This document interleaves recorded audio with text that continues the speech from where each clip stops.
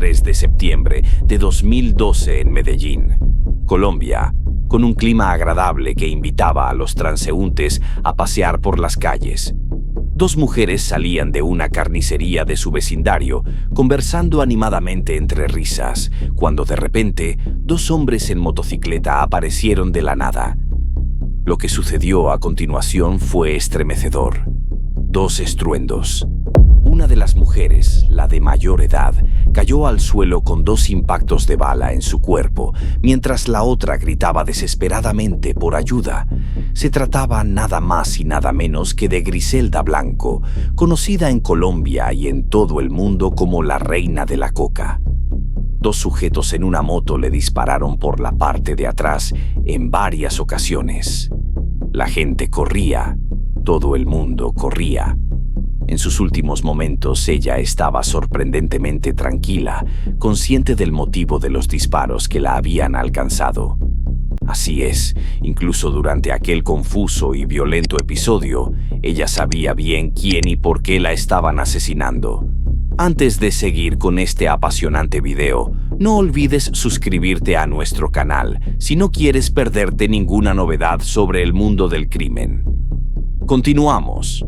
Pero antes de profundizar en quién era realmente Griselda Blanco, es cierto que fue mentora de Pablo Escobar en el negocio de la droga. ¿Acaso merecía el título de patrona del mal? Su nombre completo era Ana Griselda Blanco Restrepo. Nació el 14 de febrero de 1943. Aunque hay cierta incertidumbre sobre su lugar de nacimiento, algunos afirman que fue en Cartagena de Indias, mientras que otros sostienen que fue en Santa Marta. De niña dejó la costa caribeña y se trasladó con su madre a Medellín, específicamente a la Comuna 13, San Javier, una zona afectada por la presencia de grupos paramilitares que sembraban el caos en la ciudad. Griselda estaba sumida en la pobreza desde una edad temprana y, por esta razón y por el contexto en el que vivía, se fue involucrando en actos delictivos desde muy joven. Inicialmente lideró una banda de carteristas, pero con el tiempo se vio arrastrada hacia crímenes más graves, incluyendo su primer asesinato a una edad muy temprana, actos que la llevarían a perder su humanidad poco a poco.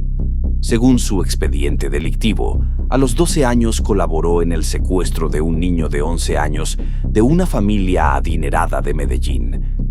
El plan era pedir un rescate y obtener una suma considerable de dinero.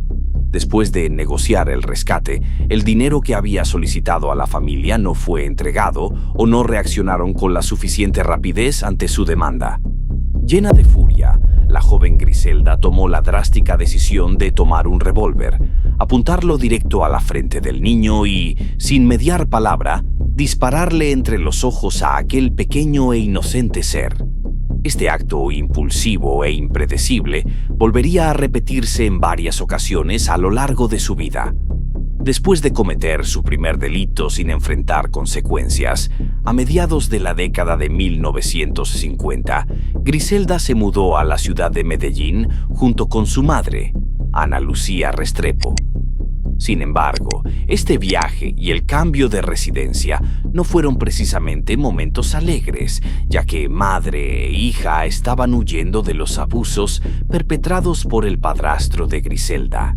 La violencia que vivían era brutal, y el hombre cruzó todo límite cuando agredió sexualmente a la chica en varias oportunidades, por lo que ambas decidieron huir de los problemas causados por este agresor.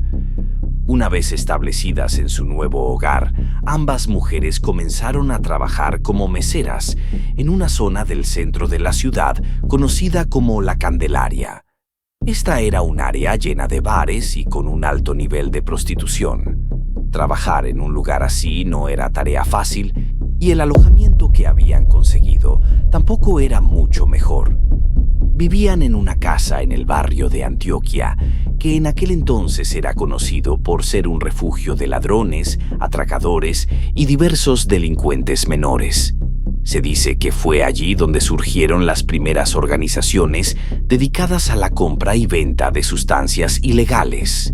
Ana Lucía, la madre de Griselda, comenzó una relación con un hombre que frecuentaba su hogar, y ese fue un hecho que también le trajo problemas a su hija. Este hombre, al igual que el anterior padrastro, abusó sexualmente de ella en varias oportunidades, hasta que Griselda tomó la decisión de fugarse cuando solo tenía 14 años. En ese incómodo y triste momento fue cuando conoció al que sería su primer marido, Carlos Trujillo. Carlos era un falsificador de documentos que Griselda conoció en ese ambiente, rodeado de criminales. Con él tuvo 3 hijos después de casarse: Dixon, Uber y Osvaldo. Griselda utilizó el apellido de este hombre durante el resto de su vida, aunque muchos aseguran que esta decisión no fue un gesto de amor o afecto. Incluso cuando Carlos murió a comienzos de la década del 70, corrió el rumor de que había sido la propia Griselda quien había ordenado su muerte, ya que con anterioridad y luego de dar a luz a sus hijos, supuestamente habría amenazado a su marido con asesinarlo si seguía en pareja con ella. La versión oficial indica que la causa del fallecimiento de Carlos fue una cirrosis avanzada. Durante esos años, Griselda era apenas una adolescente. Para complementar sus pobres ingresos como mesera, comenzó a involucrarse en actividades ilegales junto con otros vecinos del barrio y amigos de la mujer. Su carrera como carterista se desarrolló aplicando sus habilidades con los clientes de los diferentes bares donde trabajaba, vaciando con éxito los bolsillos de los borrachos que visitaban los bares. Fue así como, entre un trabajo honesto y otro criminal, conoció a quien sería su segundo esposo, Alberto Bravo. Él era lo que podría considerarse como un excelente partido para la mujer, ya que era miembro de una adinerada familia de la ciudad. Era habitual verlo recorriendo las calles céntricas, los bares y los prostíbulos, montado en un lujoso automóvil. Pero a diferencia de lo que pensaban todos, no era solo el dinero de su familia lo que le permitiría llevar ese estilo de vida. Obtenía unos cuantos fajos de billetes importando de manera ilegal desde Panamá y Estados Unidos toda una serie de artículos considerados de lujo, como ropa, bolsos, electrodomésticos y licores caros que eran imposibles de conseguir en Colombia. Las ventas se efectuaban fácil y rápidamente. Alberto los vendía a personas pudientes de su círculo cercano y a profesionales en ascenso que necesitaban proyectar una imagen de éxito. Todos pagaban los gastos de estos costosos productos que Alberto les ofrecía en cómodas cuotas. Sin embargo, lo que no muchos sabían era que el contrabando de artículos lujosos era apenas una pantalla. Griselda, al principio, desconocía el secreto que Alberto guardaba celosamente. Sin embargo, cuando su relación se tornó más seria, Alberto le confesó cuál era su verdadera fuente de ingresos. A través de una enfermera que trabajaba en un hospital local, Alberto tenía acceso a una gran cantidad de cocaína que una empresa alemana distribuía de forma legal en Colombia para su uso en el hospital. Esta sustancia se utilizaba como anestésico para aliviar el dolor en pacientes con enfermedades terminales. Durante sus viajes a Estados Unidos para contrabandear su mercancía principal, Alberto aprovechaba la oportunidad para llevar consigo pequeños tubos llenos de un polvo blanco de máxima pureza, lo que hacía que los precios de venta fueran exorbitantes. Al darse cuenta del trabajo de Alberto, Griselda decidió involucrarse y ayudar a su enamorado. Además de que siempre le habían interesado los asuntos criminales, se podría decir que ella fue la que transformó este contrabando menor en un lucrativo negocio millonario. Para este trabajo, la mujer empezó a emplear lo que más tarde se conocería como mulas de la cocaína, es decir, personas que transportaban la droga personalmente a su destino, ocultándola en el fondo de las suelas de los zapatos o incluso en la ropa interior. Si te está gustando el video, haz clic en suscribirse, que es gratis y no tienes excusa. Poco a poco fue utilizando a sus mulas para llevar una cantidad cada vez más grande de cocaína. Para ese tiempo, ella también utilizaba su habilidad con el disfraz, usando pelucas y pañoletas para parecer otra persona, a la vez que mostraba documentos falsos. Incluso cuando era una de las delincuentes más buscadas en el país, al revisar su historial de viajes durante uno de sus juicios, no figuraba que Griselda hubiera cruzado nunca las fronteras. A finales de la década del 60, Griselda y sus hijos se establecieron en el barrio más latino de Nueva York. Poco después se mudaron a Miami, donde la mujer decidió iniciar una operación a gran escala para transportar marihuana colombiana y cocaína que conseguía en Perú y Bolivia a los Estados Unidos. Después de 5 años en los que había abandonado su trabajo honesto en ese bar de mala muerte, ella y su esposo siguieron coordinando aquellos grandes operativos que les terminarían generando ingresos de hasta $80 millones al mes. Esto les permitió llevar una vida de lujo y desenfreno, con docenas de autos de último modelo y cientos de fiestas que duraban hasta 7 días seguidos. En 1975, la ya conocida madrina del narcotráfico colombiano en Estados Unidos tuvo que enfrentar cargos criminales junto con 2 docenas de hombres que pertenecían a su asociación. Sin embargo, su regreso al país no fue solo para escapar de los tribunales norteamericanos. Ella sabía y era consciente de que alguien cercano la había traicionado y buscaba venganza contra esa persona. A su regreso a Bogotá se consolidaría el otro nombre por el que Griselda Blanco fue mundialmente conocida: la Viuda Negra. El motivo que la llevó a enfrentarse a su marido y socio, Alberto, fue que estaba completamente convencida de que el hombre había hecho desaparecer millones de dólares sin rendirle cuentas.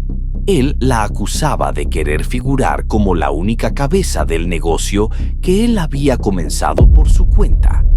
Griselda y Alberto se encontraron afuera de una famosa discoteca en la zona norte de Bogotá. La discusión rápidamente escaló hasta convertirse en una caótica balacera en la que, lamentablemente, murieron 7 personas, incluyendo a Alberto, quien recibió un disparo en el rostro, supuestamente de parte de Griselda. Ella también resultó herida con un disparo en el estómago que resultó no ser mortal.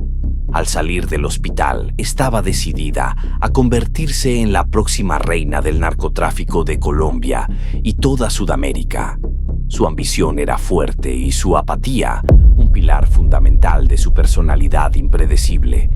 Sin embargo, también encontró tiempo para creer nuevamente en el amor. Durante ese periodo, Griselda conoció a Darío Sepúlveda, un sicario inmerso en el mundo del narcotráfico. Ella quedó cautivada por sus habilidades en el negocio y con el tiempo decidieron casarse. De esta unión nació el 4º hijo de Griselda, al que llamaron de una manera bastante sugerente Mikel Corleones Sepúlveda Blanco. Este nombre se relacionaba con la referencia al apodo de la madrina que le habían otorgado en alusión a la famosa película. A pesar de sus responsabilidades como madre y su relación amorosa, Griselda no se apartaba de sus negocios. En aquel tiempo transportaba más de 1 tonelada de cocaína de Colombia a Estados Unidos cada mes. Las mansiones y los lujos se volvieron parte de su vida cotidiana, mientras disfrutaba de fiestas interminables que a menudo duraban días enteros. Sin embargo, su creciente reputación de poder y brutalidad sembraba temor entre quienes la rodeaban. Sabían que los métodos que la llevaron a convertirse en una figura tan poderosa eran fríos y despiadados. Para muchos, la única opción era trabajar con ella o trascender de esta vida hacia el más allá. Existe información variada respecto al vínculo que podría haber tenido con Pablo Escobar, pero nunca ha habido una versión clara sobre aquella relación. No está claro si Griselda realmente conoció o tuvo algún contacto con Escobar. Algunos afirmaban que eran socios, mientras que otros aseguraban que eran enemigos. Sin embargo, se especula que el hombre que sería conocido mundialmente como el rey de la cocaína pudo haber tomado prestados varios de sus métodos. A finales de los 80, Griselda decidió regresar a Miami, aún con la ambición latente en su corazón. Para entender mejor su decisión, es importante contextualizar un poco. En ese momento, Miami se había convertido en una de las ciudades más violentas de Estados Unidos, con una demanda creciente de crímenes y muertes, pero nadie quería asumir la responsabilidad o enfrentarse al trabajo del cártel.